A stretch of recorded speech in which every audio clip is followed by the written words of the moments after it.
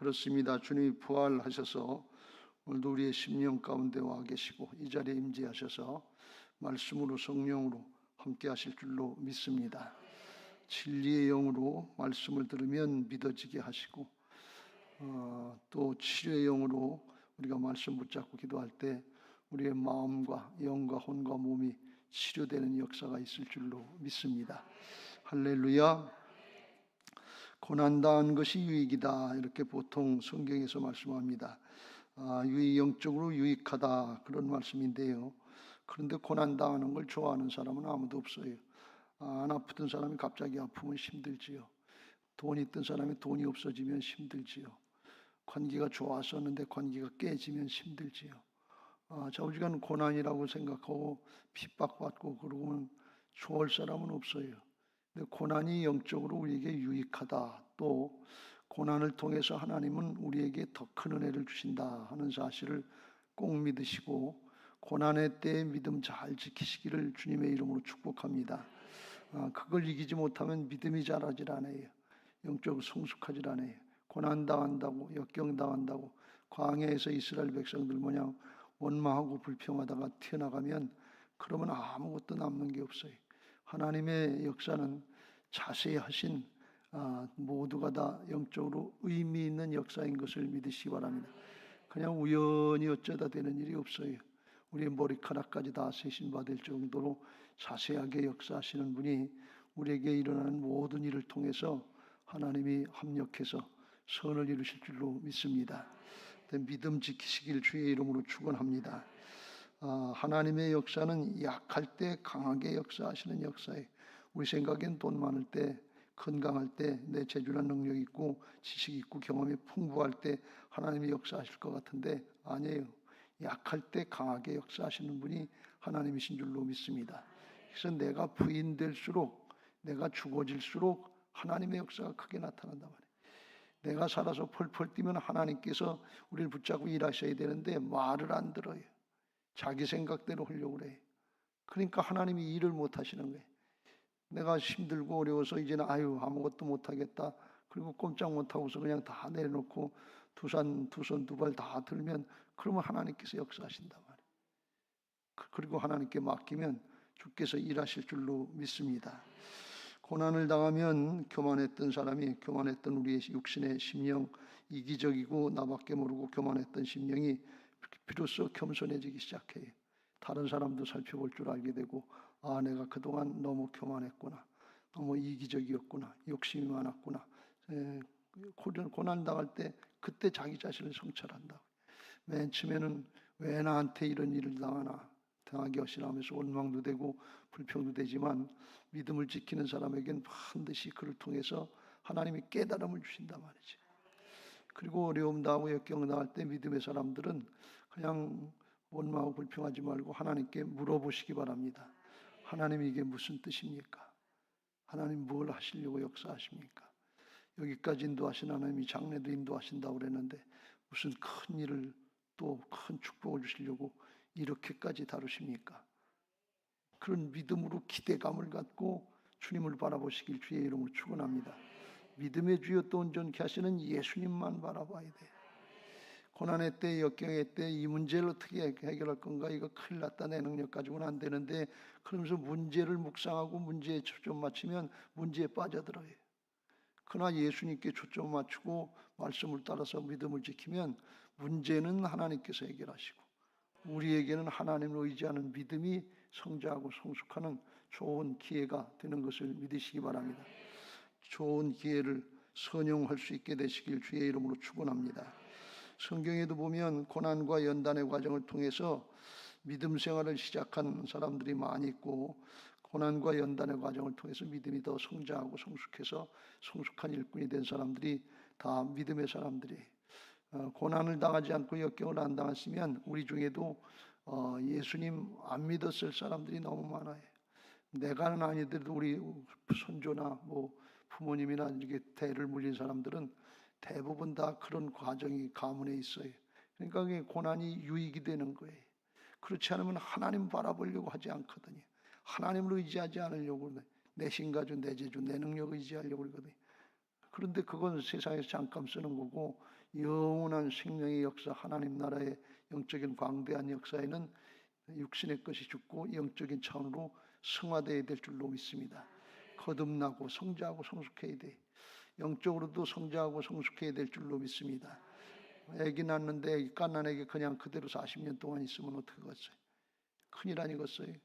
영적으로도 성장하고 성숙해서 믿음이 자라서 복음 전도자가 되고 리더가 되고 주변에 맡겨진 영혼들 이끌고 나갈 수 있는 하나님의 일꾼이 되어야 될 줄로 믿습니다. 그거 하게 하시려고 주께서 죽고 사셔서 내 옛사람은 십자가의 주님과 함께 죽게 하시고 내 안에 부활의 영으로 다시 오셔서 하나님의 능력으로 함께 하시는 줄로 믿습니다. 이게 부활신앙이에요. 오늘 요한복음 11장은 부활장인데 하나님 앞에 은혜를 입는 것 중에 가장 큰 은혜는 뭔가 하면 부활의 능력을 체험하고 부활의 능력을 믿는 부활신앙하는 거예요. 여러분에게도 그런 은혜가 있게 되시길 주의 이름으로 축원합니다. 부활신앙은 그냥 내 옛사람이 죽었다 그냥 일어난 것도 아니고 까무러쳤다 일어난 것도 아니고 내가 주인 노릇하던 육신의 옛사람은 죽고 예수님이 주인 대신 영의 사람 새 사람으로 거듭난 게 부활신앙인 것을 믿으시기 바랍니다. 그래서 부활이라면 옛사람이 죽어야 돼요.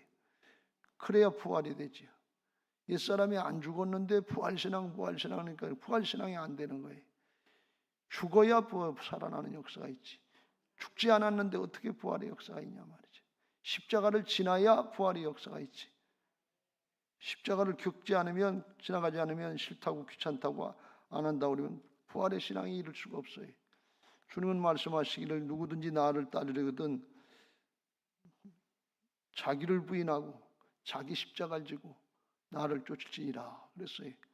자기 부인이 자기의 영적인 죽음이에요. 죽고 그리고 주님의 십자가 주신 사명 직분 붙잡고 나가려고 할 때 그때 새롭게 하시는 주님이 함께 하시는 부활의 역사가 있게 되는 줄로 믿습니다. 빌립보서 2장에서 예수님이 그 부활신앙의 역사를 바울 통해서 말씀하시는데 5절 이후에 이렇게 말씀합니다. 너희 안에 이 마음을 품으라. 곧 그리스도 예수의 마음이니 그는 근본 하나님의 본체시나 하나님과 동등됨을 취할 것을 여기지 아니하시고 오히려 자기를 비워 종의 형체를 가지사 사람들과 같이 되셨고 8절 같이 읽겠습니다. 시작. 사람의 모양으로 나타나사 자기를 낮추시고 죽기까지 복종하셨으니 곧 십자가에 죽으심이라. 하나님의 아들로서의 모든 특권, 하나님으로서의 특권을 다 내려놓고 죄를 담당해 주려고 육신의 몸을 입고 이 땅에 오셔서 종처럼 죄의 종처럼 모든 이제 죄를 다 주님께 전가시켜서 우리 모든 죄인들의 죄를 대속하시는 죽기까지 순종하신 것을 믿으시기 바랍니다.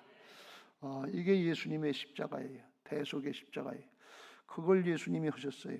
그러니까 9절에 죽으셨으니까 이제 하나님이 부활시키시는데 9절 이름으로 하나님이 그를 지극히 높여 모든 이름 위에 뛰어난 이름을 주사 하늘에 있는 자들과 땅에 있는 자들과 땅 아래에 있는 자들로 모든 무릎을 예수의 이름에 꿇게 하시고. 왜 그러냐? 하나님이 부활하게 하셔서 지극히 높여 모든 이름 위에 뛰어난 이름을 주셨다. 죄악과 사망의 세력을 이기시고 승리하신 주님이 가장 높으신 분인 것을 믿으시기 바랍니다. 세상의 죄악과 사망의 세력이 가장 힘 있는 존재예요. 세상에 무슨 권력 다 많지만 그건 다 죄악과 사망의 세력에 비하면 아무것도 아니에요. 여러분들이 그런 걸 겪어보면 알잖아요. 물질의 문제도 있고 건강의 문제도 있고 뭐 자식의 문제도 있고 뭐 관계 문제도 있고 여러 가지 문제 생긴 것들 많은데 근데 죽음의 문제가 닥치면 전에 열과 문제들은 아무것도 아니에요. 실제로 그래요. 근데 죽음을 당해보지 않았으니까 당면해보지 않았으니까 다른 문제들이 커 보이는 거지. 죽음에 직면하면 끝인데 뭘 다른 문제가 무슨 걱정할 게 있냐. 그래서 죽음을 이기신 분, 부활의 능력의 주님이 가장 높으신 분인 것을 믿으시기 바랍니다. 죽음을 이기셨기 때문에 세상 모든 생명들은 다 죄악으로 물들었기 때문에 죽게 돼 있어요. 죽음을 이기시는 분은 예수님밖에 없어요. 그래서 그 앞에 다 무릎을 꿇게 돼 있어요. 이게 하늘의 생명의 진리인 것을 믿으시기 바랍니다. 세상 사람들이 생명을 모르고 영생을 모르고 하나님 나라를 모르니까 지금 큰 소리 치죠. 영원한 생명 앞에, 부활의 주님 앞에 뭘 가지고 큰 소리를 치겠어요? 권력이요? 돈이요? 지식이요? 힘이요? 건강이요? 하루아침에 까부러질 수밖에 없어요. 하나님 앞에 그래서 겸손해야 될 줄로 믿습니다. 예수님을 그렇게 누가 높이는가? 하나님이 높이셨단 말이지. 예수님은 죽기까지 순종하시고 하나님은 살리셔서 높여주시고, 그 높여주시고 온전케 하셔서 승리의 주님이 우리 안에 오셔서 이제는 패배자로 사는 게 아니라 승리자로 신앙할 수 있도록 존재를 바꿔놓으신 것을 믿으시기 바랍니다. 이걸 거듭난 하나님의 자녀다, 부활신앙이다, 이렇게 얘기하는 거예요. 이게 믿어지시길 주의 이름으로 축원합니다. 이 부활신앙을 하려면 자기가 죽어야 돼요. 그래서 죽지 않으면 부활을 체험할 수가 없는 거예요. 그러니까 우리가 부활신앙하자 그러는데 하나님의 능력을 나타내는 부활신앙하자 그러는데 죽지 않으면 부활이 없어요. 그래서 오늘 부활신앙을 하는 비결을 우리가 잠깐 살펴보고 기도하려고 합니다. 오늘 11장 말씀에 마리아와 마르다 자매의 주님의 사랑받는 자매인데 베다니에 살았다 그랬어요. 그 오라비가 죽었다 그랬어요. 그 부모는 어떻게 됐는지 알 수 없는데 이미 떠난 것 같고, 그 옛날에 여자들은 자격이나 뭘 하기가 어렵고 직업을 얻기도 힘든데 집안의 가장 같은 오라비가 죽었으니까 이게 굉장히 큰 문제죠. 근데 사랑받는 자다 그랬어요. 예수님한테 가서 사랑하시는 자가 병들었나이다. 자기 자칭 사랑하시는 자, 주님이 사랑하시는 자라고 자칭할 정도니까 아주 굉장히 사랑받은 것 같아요. 예수님 대접도 잘했고요. 그래서 병들었다 예수님의 그 소식을 들으시고 6절에 나사로가 병들었다함을 들으시고 그 계시던 곳에 이틀을 더 유하시고, 병들어서 죽게 됐는데 이틀을 더 유하시고, 그리고 가보니까 나사로가 죽었더라 그러니 즉시 가셨으면 살릴 수 있는데 나중에 이걸 마리아가 마르다가 알고서 나사로가 죽은 다음에 가니까 21절 다 읽지 않았습니다. 마르다가 예수께 여짜오되 주께서 여기 계셨더라면 내 오라버니가 죽지 아니하였겠나이다. 이 가슴에 맺힌 말을 한단 말이에요. 또 마리아도 32절에 보면 마리아가 예수 계신 곳에 가서 배웠고 그 발 아래 엎드려 이르되 주께서 여기 계셨더라면 내 오라비가 죽지 아니하였겠나이다. 주께서 저희가 부탁했을 때 즉시로 오셨으면 안 죽었을 거예요. 주님의 능력을 믿는 거예요. 근데 늦게 오셔서 뭐이 급한 일이 그렇게 많으셔서 사랑하신다며 늦게 오셔서 죽었습니다. 죽음이 끝이 아니에요. 한스러운 소리를 하는 거예요. 그럼 왜 주님이 사랑하시는데 이렇게 늦게 오셨냐? 여러분, 큰 일, 어려운 일을 당할수록 그걸 믿음으로 감당하면 더 큰 은혜가 임하게 되는 것을 믿으시기 바랍니다. 성경에도 많이 그런 예가 나오는데 어려운 일 당하고 바닥치면 그럴 때일수록 믿음으로 감사하고 믿음 지키시길 주의 이름으로 축원합니다. 그게 뭔가 하면 바닥치면 세상에서는 끝장났다 망했다 그러지만 하나님 앞에는 새롭게 하나님께서 부활시켜 주시려고 하는, 살려주시려고 하시는, 축복하시려고 하시는 하나님의 전조 증세인 것을 믿으시기 바랍니다. 왜 그러냐? 바닥치면 꼼짝 못하고 두 손 두 발 들고 하나님만 바라볼 수밖에 없잖아요. 하나님만 의지할 수밖에 없잖아요. 신앙은 영적인 것은 역설이에요. 내가 잘해야 되는 거 그런 것도 있는데 그거는 영적으로 노력하고 성장하고 성숙하는데 더 하시고, 이게 인간적으로 육신적으로 하는 거는 내가 잘해서 되는 게 아니에요. 하나님을 의지하고 우리 안에 부활의 주님으로 오신 전능하신 하나님이 우리를 일하실 수 있도록 맡겨드려야 돼. 일하실 수 있도록 장을 열어드려야 돼. 그래 주님께 마음대로 일하실 수 있지. 주님이 내가 네 시간을 조금 써야 되겠다. 아유 바빠요. 오늘 뭐 해야 돼? 영화 보러 가야 돼. 그러면 안 되는 거지. 내가 네 물질을 조금 써야 되겠다. 아유 우리 자식들 가야 해야 돼요. 그리고 뭐 핑계 대면 주님이 쓰시려고 다 못 쓰시면 내가 네 시간 건강 좀 써야 되겠다. 아유 내 피곤해 죽겠는데 오늘 한잠 자야 돼. 그러면 못 쓰시는 거죠. 맡겨드려야 돼. 열어드려야 돼. 그러면 힘들어서 못할 것 같고 바빠서 못할 것 같고 정말 없어서 못할 것 같은데 하나님이 다 하시고 넘치도록 축복하시는 은혜가 있는 것을 믿으시기 바랍니다. 주라 그리하면 흔들어 넘치도록 안겨주리라 그랬어요. 이 역설이에요. 주시면 하겠습니다 하는 게 우리의 인간적인 이성의 판단인데 먼저 주라는 거예요. 없는데요. 엽전두입이라도 먼저 드리라는 거예요. 왜 그래요? 하나님은 믿음을 보시는 거예요. 돈이 많고 적고가 아니에요. 능력이 많고 적고가 아니에요. 믿음을 보시는 거예요. 그래서 이 인간적인 계산 방법하고는 달라요. 역설이에요. 그래서 모든 것을 우리는 믿음으로 해야 될 줄로 믿습니다. 주님께서 왜 이렇게 사랑하시는 자들의 병을 빨리 가서 고쳐주시지 오해를 받아가면서 원망 들어가면서 그렇게 하셨냐. 왜 그래요? 죽기를 기다리신 거예요. 이게 끔찍한 얘기죠. 망하길 기다리는 거예요. 쫄딱 망하길 기다린 거예요. 왜 그래요? 부활의 능력을 체험하게 하시려고. 부활의 은혜를 체험하게 하시려고. 죽어야 부활을 체험하지. 망해야 부활을 체험하지. 왜 그렇게까지 하시냐. 그래야 하나님의 은혜인 줄 철저히 알아요. 조금 내가 힘들고 어려운데 노력해서 했다 그러면 내 힘으로 됐다고 내가 했다고 내 거라고 자랑하고 그리고 주님의 주권 인정하지 않아요. 그럼 부활신앙이 안 돼. 이게 조금 어려운 얘기지만 한번 따라 하시기 바랍니다. 바닥치는 것이 은혜다. 아멘.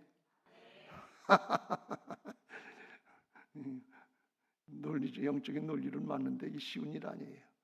근데 바닥치면 그렇게 되게 돼 있어요. 이 바닥치고서 지금 여러분들이 나사로를 살리는 거 뭐냐 이틀 3일 후에 살리시니까 며칠만 참으면 되겠다 하는데 그렇지 않을 때가 있어요. 욥처럼 그냥 몇 년 지나도록 그냥 자식들 다 죽고 재산 다 뺏기고 마누라 배신하고 도망가고 친구들이 와서 조롱하고 하나님을 만나려고 해도 만나주지도 않고 그럴 때 답답할 때가 있단 말이지. 그 과정은 힘들어요. 근데 힘든 게 아니라 그 대가를 치르는 만큼 하나님 앞에 성실하고 성숙한 믿음의 사람이 되는 것을 믿으시기 바랍니다. 절대로 공짜는 없어요. 그러니까 다른 사람들이 체험할 수 없는 그런 부활의 능력, 부활의 주님을 만나게 하시려고 하나님이 진짜 죽은 자도 살리시고 없는 것을 있는 것 같이 부르시는 전능하신 하나님, 부활의 하나님이라고 하는 것을 이 사랑하시는 나사로의 가족에게 마르다와 마리아와 나사로에게 그걸 체험시키려고 그러려고 하나님이 죽이셨다 살렸단 말이에요. 그건 모시는 것 같은데 과정은 모시는 것 같은데 한번 죽어보실래요? 이 과정은 힘들단 말이지. 인간적으로 판단하지 말고 성경에 나와 있는 대로 말씀이 있으면 말씀 붙잡고 믿음 지키시길 주의 이름으로 축원합니다. 더 큰 어려움을 당할수록 더 큰 은혜를 주시는 줄로 믿습니다. 골이 깊으면 산이 높다 그랬습니다. 골 깊은 산이다. 골이 깊어야 골짜기가 깊어야 산이 높이 올라가는 거예요. 고난과 역경이 깊으면 하나님 앞에 은혜도 크게 올라가는 것을 믿으시기 바랍니다. 하나님이 은혜를 크게 주시려면 크게 쓰임받게 하시려면 어떻게 하시는지 하면 고난을 아주 많이 당하게 하시는 거예요. 그래서 교만해지지 않도록 은혜를 감당할 수 있게 하시기 위해서. 가끔 이해 안 되는 경우가 있죠. 어떤 경우 같은 걸 가면 성경에도 얘기한 사무엘 선지자같이 그렇게 탁월한 선지자가 자식들이 말을 안 듣고 제대로 안 한단 말이에요. 그거 이상하지요. 옥하는 목사님 같이 탁월한 제자 훈련에 그러는데 자식은 안 됐어요. 복음을 배신한 것 같은 그런 모습으로 나온단 말이죠. 왜 그래요? 한경직 목사님 같은 분도 과거에 천황숭배했다고 그런 기억이 있고 회개하고 그런단 말이에요. 왜 그래요? 모세 같은 분도 근데 지금 집행일은 홧김에 내리쳤다가 가나안 땅에 못 들어가는 그런 모습이 있단 말이에요. 왜 그래요? 겸손하게 하시는 거예요. 네가 한 거 아니다 그런 말씀. 여러분 하나님 앞에 내세울 거 하나도 없어요. 그런 경우가 너무 많아요. 왜 그러지? 왜 자기는 중이 제 머리 못 깎는다고 그런 것 같은데 가만히 제가 목회하면서 신앙하면서 여기까지 와보니까 하나님께서 겸손하게 하시는구나. 겸손하게 하나님 나라에 가는 것이 내가 뭘 했지 그리고 자존심 지키고 체면 지키고 그리고 가는 것보다 낫다 그런 말씀이. 왜요? 예수님이 그렇게 가셨으니까. 십자가에서 저 하나님이 주님이 가셨단 말이죠. 그래서 그걸 잘 깨닫고 우리가 하나님 앞에 그런 은혜가 있게 되시길 주의 이름으로 축원합니다. 마가복음 5장에도 야이로 회당장이 자기 아이가 죽게 됐다고 예수님께 빨리 와서 안수해달라고 그랬는데, 그런데 예수님이 가다가 12의 혈루증을 앓던 여인을 만나서 시간을 끌고 고쳐주고 얘기하고 그러다가 가서 보니까 자기 아들이 죽었다는 거예요. 36절 아직 예수께서 말씀하실 때 회당장의 집에서 사람들이 와서 회당장에게 이르되 당신의 딸이 죽었나이다. 어찌하여 선생을 더 괴롭게 하나이까. 예수님이 이거 모르셨을까요? 회당장은 이때 순간에 마음이 어땠겠어요? 그것이 혈루증 고쳐주시는 것도 좋은데 내 딸은 죽게 생겼는데 급한 것부터 하시지. 생사의 문제 아닌데 질병은 나중에 치료하시지. 그런 마음 들어갔을 거 아니에요. 근데 주님이 그때 말씀하시길 두려워하지 말고 믿기만 하라. 두려워하지 말고 믿기만 하라 하는 말씀. 인간적인 생각하지 말고 하나님만 믿어라 그런 말씀. 왜 그래요? 달리다 구원매서 소녀야 내게 말하니 일어나라. 부활을 체험시키려고 죽기까지 기다린 거예요. 여러분 죽기까지 죽도록 충성하시고 죽더라도 믿음 지키시길 주의 이름으로 축원합니다. 믿음 지키다 죽으면 최고의 복이에요. 순교예요 이게. 그러니까 하나님 나라가 영원한 생명이 있다는 걸 반드시 믿고 어렵다 힘들다 문제 해결에 초점 맞추지 말고 그럴수록 하나님께서 나를 더 크게 역사하시려고 사용하시려고 큰 믿음을 주시려고 믿음을 주시려고 이렇게 연단하시는구나 하면서 감사하면서 이겨나갈 수 있게 되시길 주의 이름으로 축원합니다. 그 전에 그런 말씀 드린 적 있잖아요. 어떤 분이 갑자기 췌장암이라고 해서 3개월 만나니까 건강하고 신실하고 열심히 일을 하시는 분인데 그런 진단을 받았단 말이죠. 그 목사님께 그 신방 가서 위로를 했는데 목사님 저는 이렇게 큰 은혜를 감당할 수 있는 믿음의 그릇이 못 되는데 저한테 이런 큰 믿음을 감당하게 하시는 은혜의 기회를 주셨는데 감사합니다. 믿음 지킬 수 있도록 어렵고 힘든 때 그게 고난이 아니고 역경이 아니고 하나님의 역사는 재앙이 아니라 소망이요 장래 평안을 주시는 것을 믿으시기 바랍니다. 할렐루야. 오늘 요한복음 11장에 도마가 바뀌기 전에 지금 유대 나라에서 핍박을 받고 오다가 이런 일을 또 만났으니까 이 예수님이 나사로를 살리러 간다, 깨우러 간다. 그러니까 8절에 제자들이 말하되 라비여 방금도 유대인들이 돌로 치려 하였는데 또 그리로 가려 하시나이까. 그러면서 이제 덜 좋아한 거죠.